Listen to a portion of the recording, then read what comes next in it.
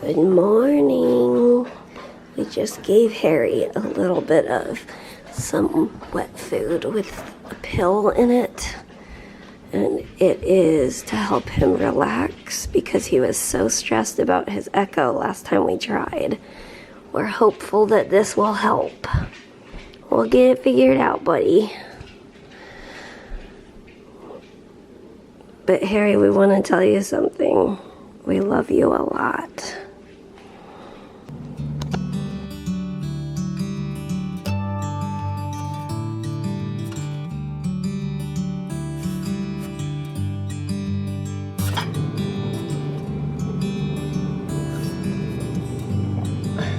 Okay, we are here at the vet. Go with the chicken. The baby chicken. Baby chicken. That quarter smells so good. How you feeling? We need to do it. Yep. So it feels like a bummer to put him through like stress, but we need to know what's going on with his heart. Yep. So we need to do it. Harry.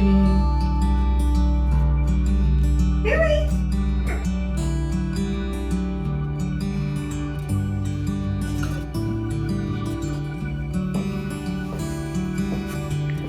Let's not go in front of the door. Hi, baby. Hi, baby.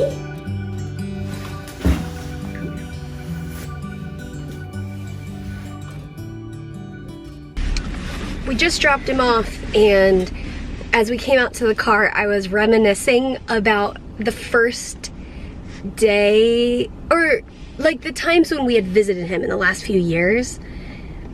And I would go to like pick him up and I'm like, what do I do with him? Like, I don't know cats very well. So I'd be like, how does he want to like sit? How to hold him to make him comfortable? We were so awkward with him. And we were just thinking about that because when Mary carried him in, she's like, I know exactly how he likes to be held. And he knows. Like, it's interesting how you just adapt to that. Yeah, and like I've learned, we counted, we've had him for 11 weeks. And it, like, that sounds like a short amount of time, but to us it feels like he's been in our, like, hearts and our DNA forever.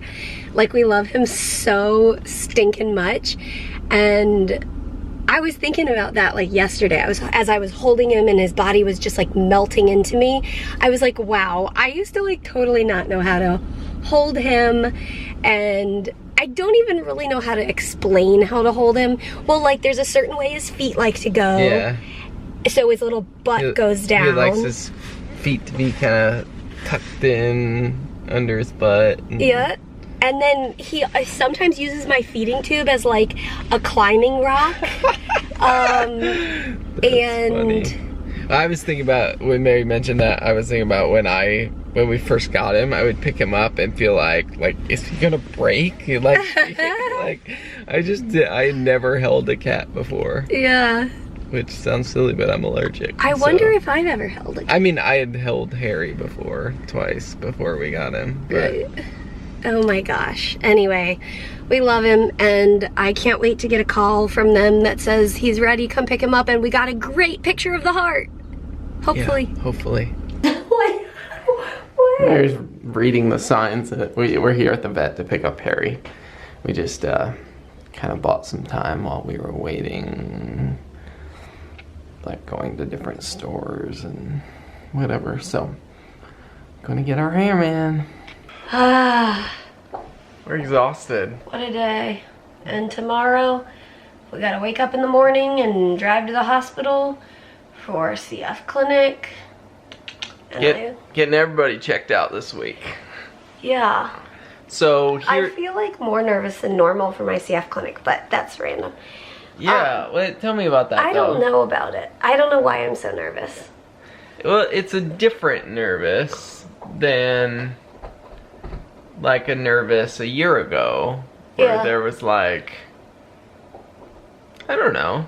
I guess it's kind of different. Well, just because a more stable spot in health, but that doesn't take away the anxiety of just...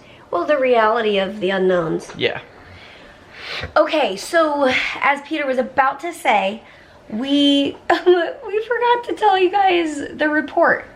So basically, in the exam, when we first took him to the vet, they heard a heart murmur, and they said, "Oh, that is a pretty impressive, like, big heart murmur.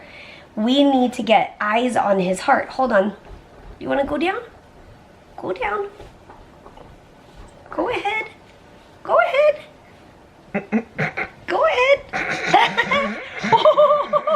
Okay, so now that Harry's made his way out of the scene, they said that is a pretty big heart murmur, so we need to look at his heart.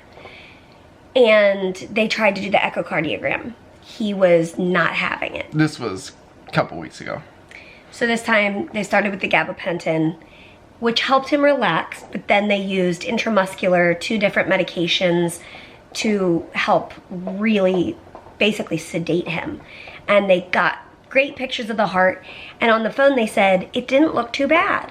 And we were like, wow, really? Because, you know, you hear like a very severe heart murmur, and it's, and I will kind of expect the worst, basically. I will say that, and part of that expecting the worst was when we had the failed attempt at the echocardiogram, the cardiologist had sent like a radiologist had sent like a partial report based on like what the glimpse they got. Yeah, and it was like not a good report.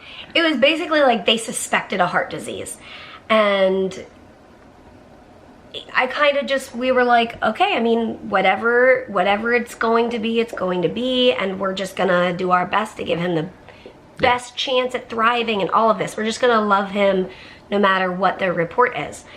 And so then today when we go in and pick him up, we're like, and they were like, his heart looks good. Yeah, they're like very mild issues basically with a valve in his heart kind of leaking, but some mild regurgitation of the valve. That's our understanding. We're not heart people. We don't understand the heart.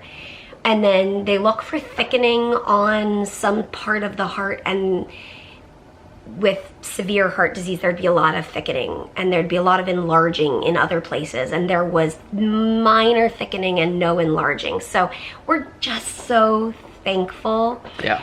And basically, one of the major reasons they needed to look at that is his gums are like allergic to his teeth in a way. That's what it is seeming like. And so they might need to do some extractions, take some of his teeth out depending on how it looks on an x-ray. So basically they need to know, is his heart safe for dental surgery? Yeah, so it was kind of a domino treatment plan where we needed to check out his heart because we wanted to address his gums. And so and the only reason, like, you know, we were like, well, what are the like pros and cons of treating the teeth versus not?